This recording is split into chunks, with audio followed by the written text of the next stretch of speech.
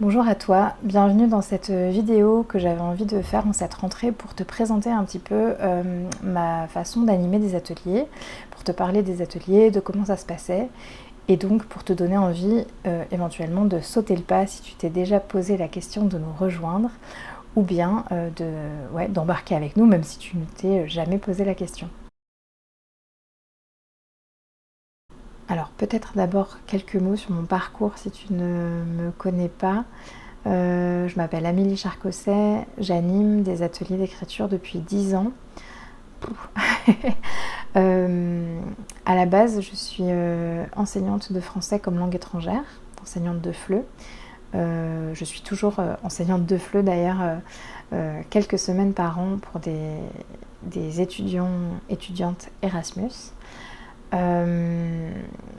Et le reste du temps, je partage mon temps entre l'accompagnement à l'écriture, donc via des ateliers comme ceux dont je vais te parler dans cette vidéo, des accompagnements individuels ou collectifs, des programmes en autonomie, voilà, des choses comme ça, des stages. Donc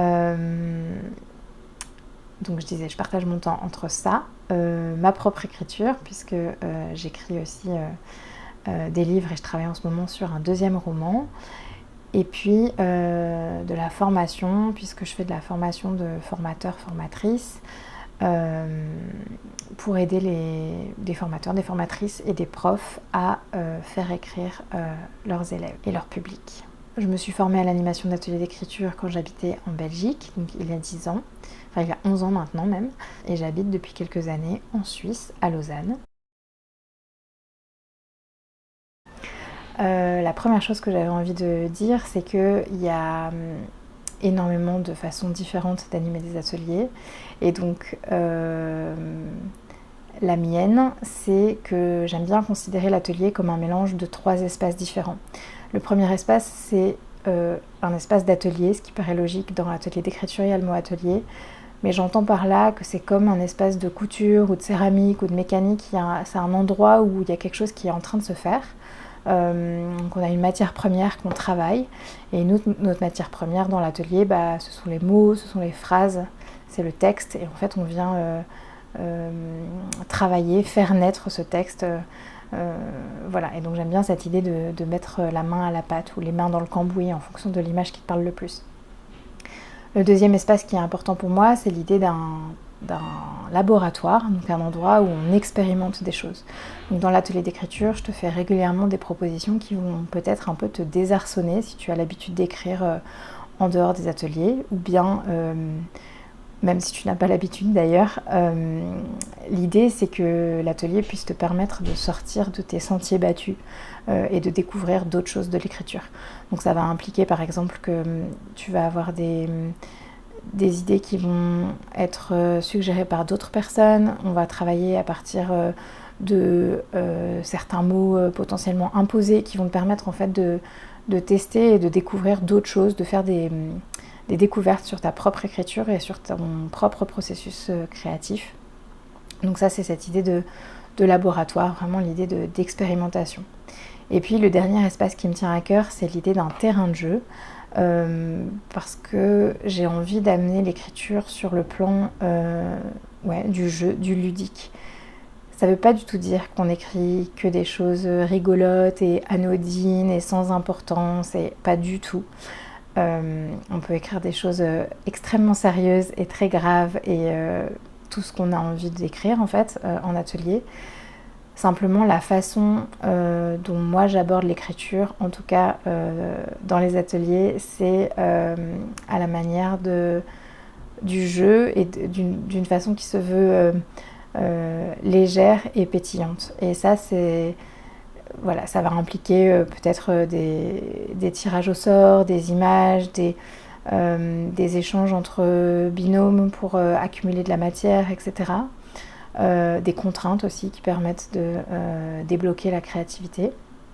Et donc ça va te permettre, comme tout à l'heure le laboratoire, d'explorer ton écriture et de l'aborder peut-être autrement que tu en as l'habitude. Cet aspect ludique, il me vient beaucoup de mon parcours parce que j'ai beaucoup travaillé avec des gens qui ont peur d'écrire, ont peur de ne pas avoir d'idées, ne maîtrisent pas forcément bien la langue française parce que je suis prof de français comme langue étrangère à l'origine.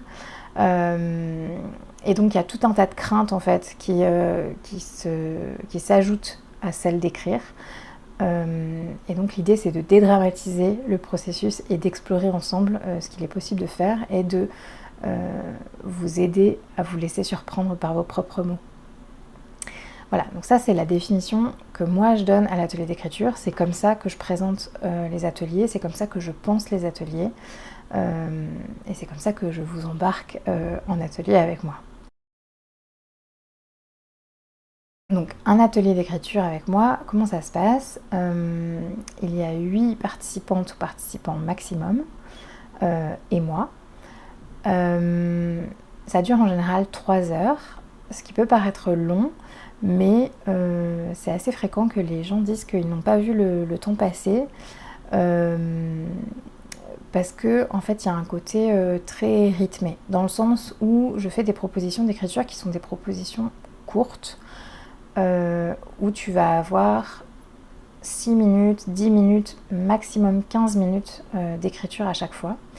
Et donc, même si tu n'arrives pas à écrire, ça arrive de temps en temps, mais en fait c'est au final assez rare, mais même si tu n'arrives pas à écrire sur une proposition, bah en fait ça va assez vite se terminer, ce moment peut-être inconfortable de l'écriture, qui est la page blanche. Puisqu'on va rapidement passer à une autre étape de l'atelier.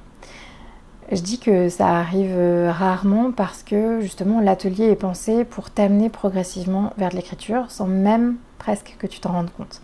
Donc déjà je travaille avec un thème qui est hyper important pour moi parce qu'il permet de me canaliser dans ma préparation, sinon je pars dans tous les sens. Donc un thème que j'annonce, tu peux venir parce que le thème t'attire ou bien parce que tu n'y as jamais réfléchi, ou bien tu peux ne même pas savoir de quel thème on va parler ce jour-là. Et moi, je prépare un déroulé en fonction de ce thème-là. Je commence toujours par une gourmandise, qui est un terme que j'ai emprunté à Eva Bester, qu'elle utilisait dans Remède à la mélancolie, son ancienne émission sur France Inter, qui était quelque chose qu'elle partageait en début d'émission, une découverte qu'elle avait faite. Et qui était exactement ça, une gourmandise, quelque chose qu'on a envie de déguster tant c'est chouette et tant ça met le sourire aux lèvres ou l'eau à la bouche ou un mélange de tout ça. Et donc, moi, pour vous faire entrer dans l'atelier, je partage une gourmandise qui est donc une découverte que j'ai faite en lien avec la thématique et qui nous permet d'entrer doucement dans le thème.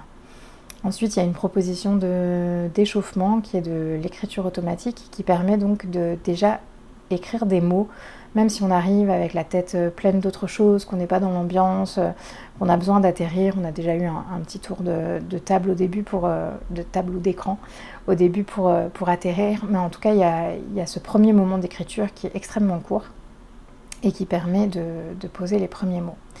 Et puis après, je fais des propositions, donc après ça il y a encore 3 propositions d'écriture qui se basent à chaque fois sur un extrait de texte que je vous présente, ou bien des images, ou bien une musique, une chanson, un extrait vidéo, tout plein de choses diverses qui sont venues nourrir ma créativité pendant la préparation de l'atelier. Et donc je vous présente ce support. Et ensuite, je vous fais une proposition en lien avec ça. Et chacune part avec cette proposition d'écriture pour un temps donc assez court, comme je disais tout à l'heure. Une fois le temps d'écriture écoulé, tout le monde revient et on lit les textes qui ont été écrits. Dans ces ateliers-là, on ne fait pas spécialement de retour sur les textes.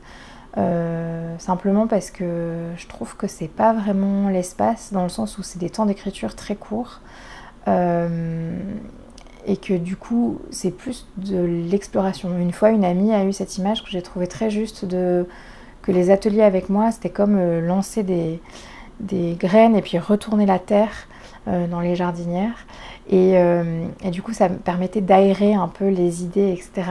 Voilà, et donc une fois que chaque personne a lu son texte, eh bien on part pour un deuxième temps d'écriture. Et donc on a comme ça, comme je disais tout à l'heure, 2 ou 3 temps d'écriture en fonction de ce que j'ai prévu pour la soirée. Après l'atelier, j'envoie un petit mail de récap avec toutes les références qu'on aura évoquées pendant l'atelier. Donc à la fois les références que moi j'avais préparées, et puis s'il y a d'autres choses qui sont partagées, d'autres échos, d'autres ricochets, etc., je rajoute ça aussi. Comme ça, tu peux retrouver toutes ces infos-là. Et moi, ça me permet de te faire un petit coucou et de te remercier de ta présence à chaque fois. Et c'est important pour moi. Je sais que ce moment de lecture à voix haute peut être extrêmement intimidant. Il n'est pas obligatoire. Si on n'a pas envie de partager un texte, évidemment, tu n'en as pas du tout l'obligation.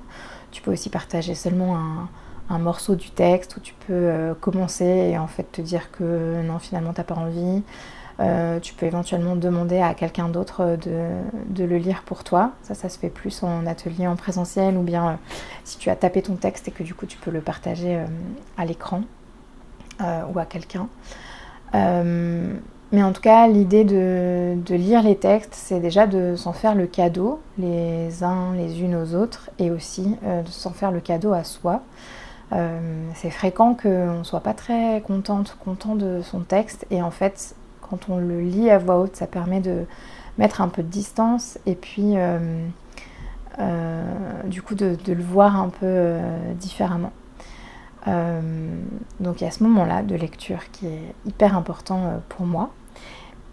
Et une des choses que j'adore voir en atelier, c'est comment les textes vont se tisser ensemble les uns aux autres.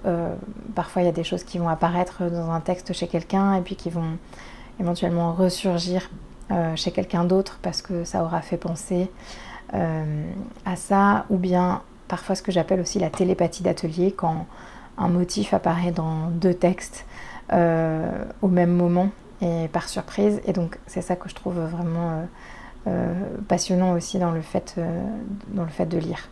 Ce qu'on peut faire parfois au moment de la lecture du texte, c'est aussi de rebondir sur le processus d'écriture. Pour moi, c'est quelque chose qui est hyper important, de vous aider à conscientiser ce qui a fonctionné pour vous et ce qui a moins fonctionné, ce qui vous a permis de vous mettre en mouvement, ce qui a peut-être été bloquant ou empêchant, parce qu'en fait tout ça c'est de l'info sur comment tu fonctionnes et comment tu vas pouvoir reproduire un cadre qui va te permettre d'écrire même hors atelier si tu en as envie.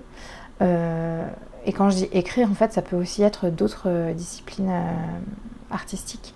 L'idée c'est que plus on observe son fonctionnement créatif, plus on a d'infos sur qu'est-ce qui nous soutient, et plus on peut mettre ça en place à plus grande échelle, quoi. Donc ça c'est aussi un aspect qui est important pour moi dans les ateliers. Un mot maintenant sur le type de proposition d'écriture que je fais.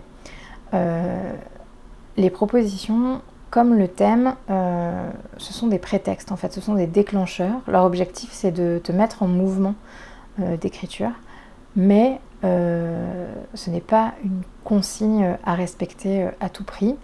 Il n'y a pas de ramassage de copies ou de grille de critères avec une case hors sujet à la fin de l'atelier. Il n'y a pas de notes.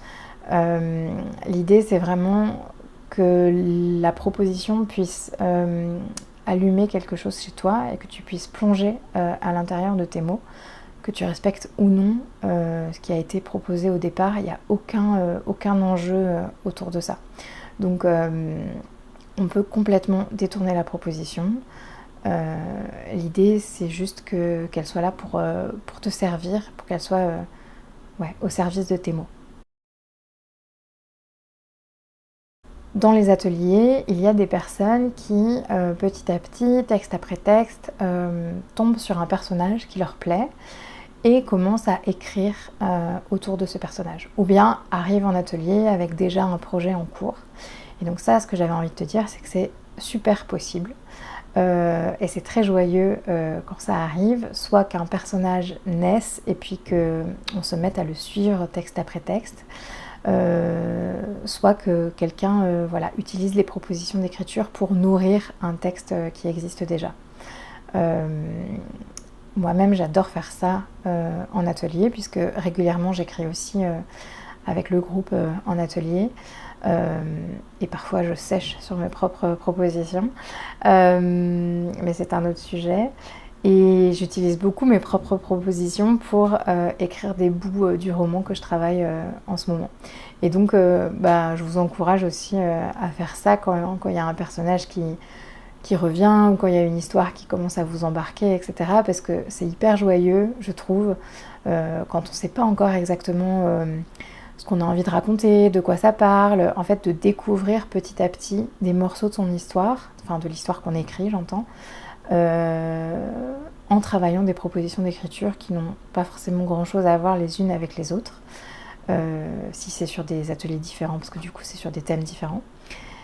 Et pour autant qui nous permettent de faire apparaître en fait des bouts de notre univers et d'avancer petit à petit dans une histoire comme ça. Donc si jamais tu as un projet en cours et que parfois tu as l'impression de tourner en rond, tu aimerais donner un nouveau souffle à ton histoire, où tu sais pas trop ce qui se passe, où tu as des personnages mais tu sais pas quoi leur faire, etc. Mais n'hésite pas à venir en atelier écrire à partir de ces personnages-là et de voir ce qui se passe. Les ateliers ont lieu soit en visio, soit en présentiel à Lausanne. Les groupes ne sont pas fixes, donc tu peux venir quand tu veux, à une date qui t'arrange. Si tu viens régulièrement, probablement que tu reverras des têtes connues, et à chaque fois il y a aussi des nouvelles têtes, donc c'est un chouette mélange à chaque fois. Il n'y a pas besoin d'avoir une expérience préalable de l'écriture pour venir aux ateliers. Les propositions sont pensées pour que tu puisses t'en emparer où que tu sois de ton chemin d'écriture. Comme je disais tout à l'heure, il n'y a pas non plus de hors-sujet. Et donc l'idée, c'est que dans ces ateliers, il y ait des gens qui écrivent régulièrement ou depuis longtemps, ou régulièrement et depuis longtemps, et qu'il y ait des gens pour qui c'est aussi quelque chose de nouveau, ou pas de nouveau, mais de ponctuel. Et l'idée, c'est que toutes ces écritures puissent s'entendre, se mélanger, se nourrir, s'inspirer. Et ça, c'est vraiment quelque chose qui me tient beaucoup à cœur. Donc, il n'y a pas de niveau à avoir ou d'expérience antécédente, quoi. Bienvenue, il te suffit en fait d'en avoir envie. Alors, les gens appréhendent parfois un peu les ateliers en visio, parce que c'est sur Zoom, ça dure 3 heures. C'est 3 heures devant un écran, etc. Potentiellement après une journée de travail, on n'a pas trop envie, etc. Donc, quelques petites choses que j'avais envie de dire par rapport à ça, c'est que déjà, tu n'as pas besoin d'être non-stop sur ton écran. Dans le sens où, à chaque temps d'écriture, si tu veux, tu peux couper ta caméra, écrire sur un carnet, et donc ne plus regarder ton écran pendant à chaque fois un quart d'heure ou 10 minutes. Et donc, ça fait pas du tout le même effet qu'une réunion de 3 heures où il faudrait interagir non-stop avec des gens. Là, c'est pas le cas. Et je me permets de dire ça parce que pour moi, c'est hyper exigeant une réunion de 3 heures en interaction. Et les ateliers, c'est pas du tout ça qui se vit. Donc, ça, c'est par rapport à la longueur, au temps, à la durée des ateliers. Et l'idée, c'est aussi que dans les ateliers, tu puisses te sentir aussi libre que possible et répondre le mieux possible aux besoins que tu as. Donc évidemment, bienvenue si tu as envie de manger en même temps, de boire en même temps, de te déplacer, d'éteindre ta caméra, de la rallumer, tout ça. L'idée, c'est vraiment que ce soit un espace pour toi. Et donc voilà, en général, chacun arrive à prendre soin de ses besoins pour passer un moment qui soit agréable et qui ne soit pas une contrainte supplémentaire, parce que évidemment, ce n'est pas l'idée. On ne veut des contraintes que dans les propositions d'écriture. La différence que je vois entre les ateliers en visio et en présentiel, si jamais tu te demandes, c'est que en visio, je ne peux pas vous apporter du chocolat pour de vrai. Et ça, c'est dommage. Mais sinon, je trouve que la visio n'empêche pas l'émotion, n'empêche pas la bienveillance, n'empêche pas les échanges. Et une des choses que j'adore en visio, c'est qu'on a souvent plusieurs pays réunis dans la même séance d'atelier. Et je trouve ça toujours chouette, même si c'est pas plusieurs pays, mais en tout cas plusieurs villes, enfin un petit tour géographique. Et ça, c'est joyeux pour moi de nous imaginer toutes et tous à écrire ensemble au même moment dans des lieux si différents. Voilà. Tandis que en présentiel, on est tous et toutes autour d'une table, ce qui est très chouette aussi pour d'autres raisons. Pour être tenu au courant des ateliers, il y a plusieurs moyens. Il y a d'abord la newsletter que j'envoie un dimanche sur deux, le dimanche soir, et dans laquelle je raconte une petite histoire autour de la créativité et ou de l'écriture. Une petite histoire qui peut prendre la forme d'un apprentissage, d'une expérience que j'ai envie de partager, d'une lecture, de quelque chose qui m'est arrivé et qui m'a appris des trucs. Et donc après cette petite histoire, il y a les prochains événements, et donc là tu trouves le lien pour les prochains ateliers. Il y a aussi une autre newsletter à laquelle tu peux aussi t'inscrire.